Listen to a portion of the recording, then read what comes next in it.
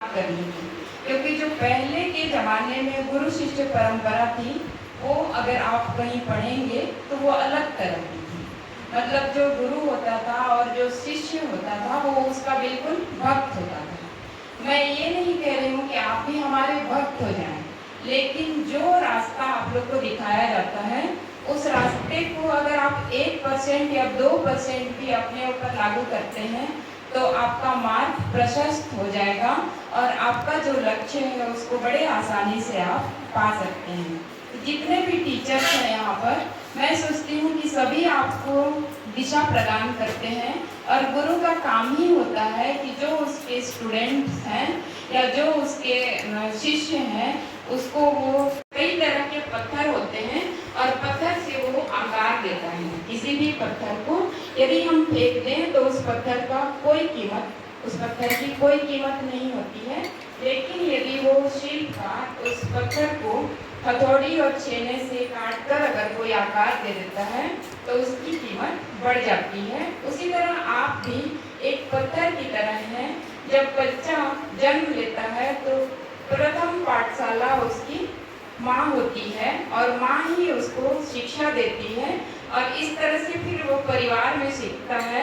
बच्चा धीरे धीरे बड़ा होता है और फिर वो प्राइमरी स्कूल में आता है। हम जो कॉलेज में करते हैं, प्राइमरी स्कूल का जो टीचर है हमसे बड़ा है, क्योंकि जिस तरह छोटे बच्चों को संभालना और उनको सिखाना होता है, यदि हमको वहाँ पे खड़ा कर दिया जाए तो हम अपना पेशेंस खो देंगे, क्योंकि उनको सिखाना मुश्किल होता है। तो सबसे बड़ा शिक्षक मैं आज की स्थिति में कहूँ तो वो प्राइमरी स्कूल करता है। जिस तरह का भी संस्कार मिलता है वो आगे उसको लेकर जाता है।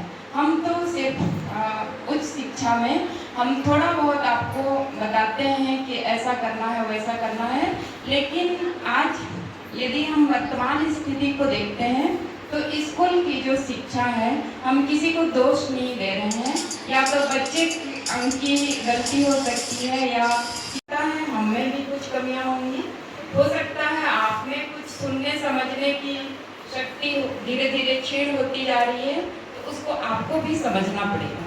और यदि हम कोई कार्यक्रम करा रहे हैं या कोई भी चीज़ आपको बता रहे हैं तो मेरे ख्याल से उसमें कुछ ना कुछ अच्छाई जरूर होगी, तभी हम आपको इस तरह की भीड़ में कुछ ना कुछ बताने की कोशिश करते हैं। और जो बच्चा यदि उसको ध्यान से सुन ले और समझ ले और उसको अपने जीवन में थोड़ा भी लागू कर ले तो उसका जीवन समझ जाएगा। तो मैं यही उम्मीद करूँगी जितने भी यहाँ पर, अगर मान लो कि 80 बच्चे भी बैठे होंगे, तो अगर 8 बच्चे भी उस रास्ते पे चलें और अपने लक्ष्य को प्राप्त करें तो मुझे बहुत खुशी होगी, है ना। तो यहाँ पे जितने बच्चे बैठे हैं मैं यही चाहूँगी कि गुरु दक्षिणा के रूप में आप एक जो यहाँ पर 1400 स्टूडेंट हैं उसमें आप 80 स्टूडेंट कुछ अलग तरह से आपका चलना फिरना बोलना सब चीज़ अलग हो, ताकि आप भीड़ में भी अलग तरह की छवि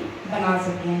तो मैं आप सबको यही कहूँगी। इस शिक्षक मैं चूँकि बगिया की बात कर रही हूँ तो फूल वहाँ पर आते हैं और उस पौधे को हरा भरा और सुंदर बनाने का काम माली करता है।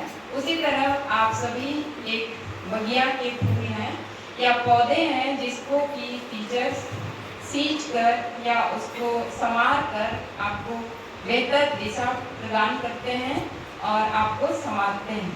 तो आपका कर्तव्य ये होना चाहिए, क्योंकि हम अभी थोड़े दिन पहले ही कौन सा डे मनाए थे, जो लीजिए आकर के अपना नाम लिखाइए और इस संस्था का नाम रोशन करिए। आप आगे जाएंगे, अपना नाम रोशन करेंगे, ऐसी मैं अपेक्षा करूंगा।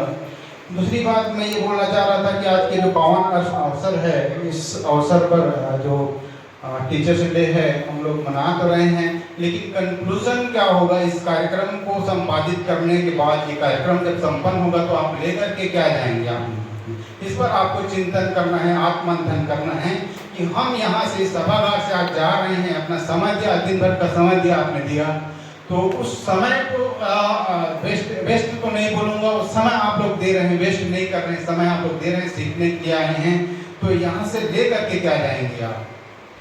तो शिक्षक, बहुत सारे शिक्षक बता चुके हैं आप लोगों को, अभी शिक्षक अब और अन्य हमारे साथी आपको बताएंगे।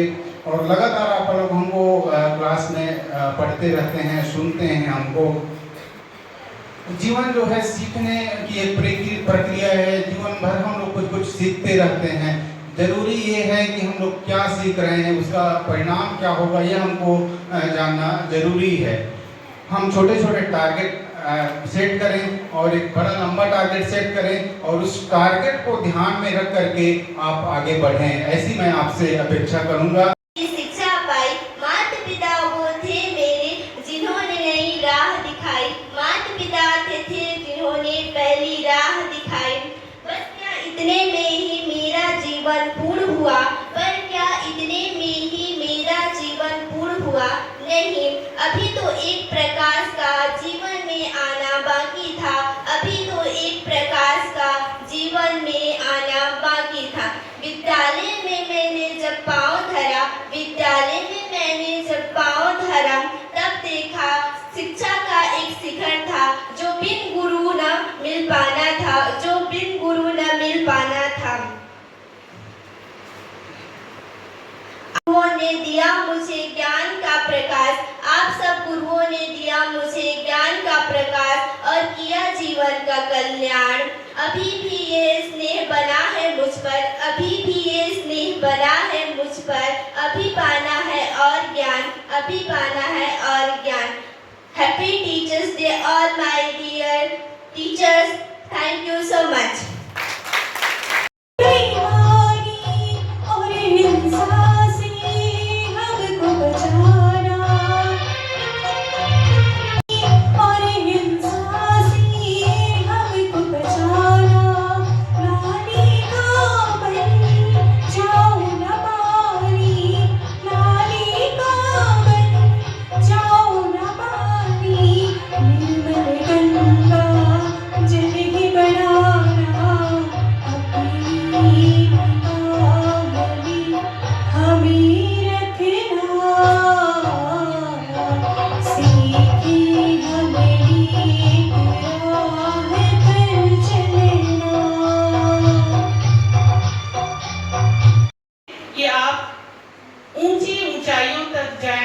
अपने लक्ष्यों को प्राप्त करें।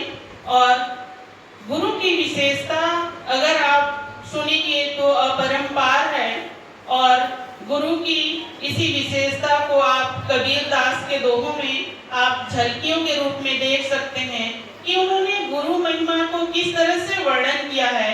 गुरु को एक कुम्हार की तरह बताया गया है और उन्होंने कहा है कि गुरु कुंभ, शिष्य गुरु कुम्हार, शिष्य कुंभ, गड़गड़ काढ़े खोट, अंतर हाथ सहारदय बाहर मारे चोट। गुरु कई बार ऐसा होता है कि अपने शिष्य से उनको सिखाने के लिए या बार बार सिखाने के बाद भी नहीं सीखते हैं तो नाराज भी हो जाते हैं। पर आप उस नाराजगी को नाराजगी मत समझिए, वो आप लोगों के सीखने के लिए होता है। वो अंदर से सहारा देता है और बाहर से चोट जरूर मारता है।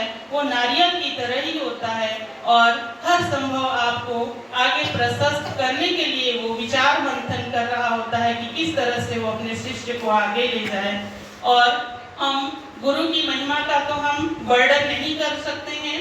गुरु की महिमा इतनी है कि आपको हर मोड़ में, जीवन में हर मोड़ में आपको गुरु की आवश्यकता पड़ेगी। हम लोग इस उम्र में हैं, इसके बाद भी जब कहीं हमें परेशानी होती है, जब कभी हमें संघर्ष करना पड़ता है, तो अपने से बड़ों से या अपने गुरुओं से हम सलाह लेते हैं कि इस मोड़ में है हम कैसे करें, या किसी दुविधा में फंस जाते हैं तभी हमें अपने माता पिता और गुरुजनों की याद आती है और उनके द्वारा दिए गए सलाह से ही हम अपने आप को रिलैक्स कर पाते हैं और उस कार्य को करने में सफलता हासिल कर पाते हैं। वो उस बगिया के फूल होते हैं।